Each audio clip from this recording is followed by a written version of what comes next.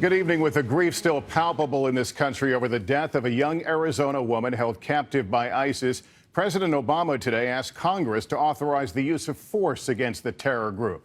The request at first glance may seem academic, given that U.S. warplanes have been pounding ISIS targets since last summer. But the president's request for a 3-year campaign against ISIS carefully spells out what the fight will and will not look like, including under what circumstances American boots will set foot in the combat zone. Senior White House correspondent Chris Jansing joins us now with full details. Hello, Chris. Good evening, Lester. The president's critics have been calling for this war authorization since the first fighter jets went up over Iraq.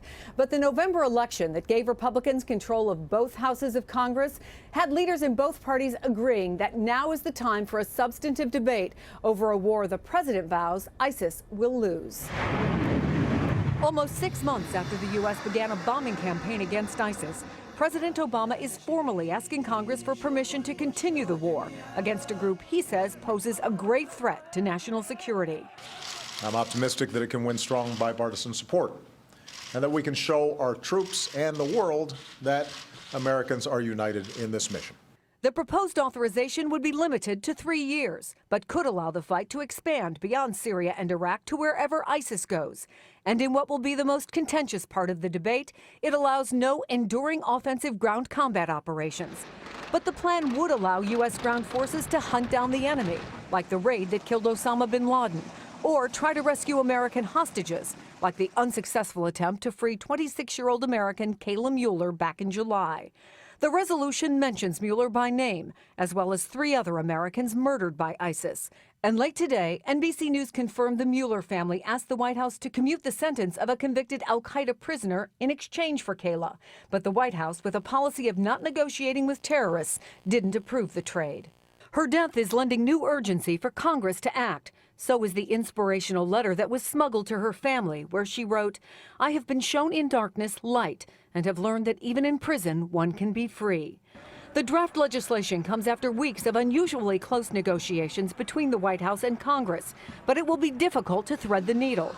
Vocal Republicans doubt it's enough to contain ISIS. If we're going to authorize the use of military force, the president should have all the tools necessary to win the fight that we're in.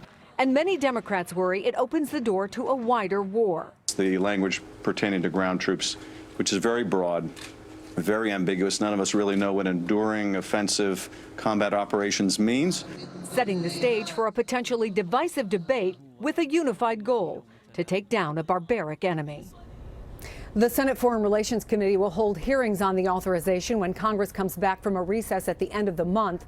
A vote could come as early as March. Lester? All right, Chris, thank you. We're joined now by our political director, the moderator of Meet the Press, Chuck Todd. Chuck, we've got a presidential election around the corner. This resolution would extend into the next president's term. What does that mean in terms of the debate? First of all, this is really healthy for the American democracy. The elected leaders should have to go on the record on where they stand on how to use force and when it should be done and when it's justified. This will force the presidential candidates, the potential commanders-in-chief, who will inherit, if this new authorization is approved, will inherit this power if they take the oath of office. So it's very healthy for the American voter. Now, the question is going to be, is this going to happen? And you said it was academic, because if they don't pass anything, the president still can keep conducting this power. But this is what you need to watch out for. What kind of case, how well does the administration sell a Syria part of this policy? Going after ISIS in Iraq has been fairly successful. Going after ISIS in Syria has not.